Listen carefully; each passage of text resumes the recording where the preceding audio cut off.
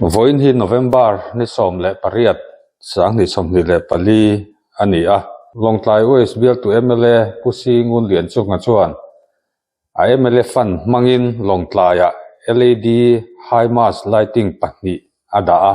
high mass pakhat jok hi longtlai bazar veng huam chunga da ni in kumin hi OLA Golden Jubilee kum ani a chu mi pual chuan he high mass hi OLA te kota voin tlai tar nga le chan ve khanin a hlana high mass hi metar som ni le panga asang ani a high mass pakhat hi cheng noi riat sing sari le sanga mi in longtlai bazar venga high mass pakhat da ania pakhat jok chu Lairam Christian Medical Center bula da ani thunga apahni hian cheng noi som pasari le singa Central ani pusi ngun lian chunga chuan MLA fan manga OLA Golden Jubilee puala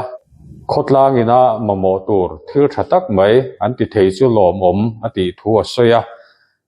he high mass OLA kuta ahlan rual hianin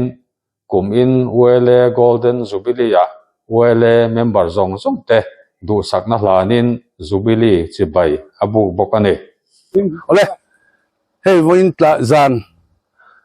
ni som le pariat November sang ni le som ni le pali hian OLA Golden Jubilee siap rengnan helai haima si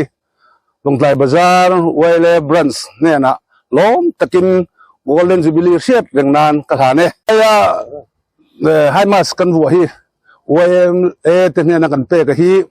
kun sang ni le som ni le pali som ni le panga MLA fan atang in ani a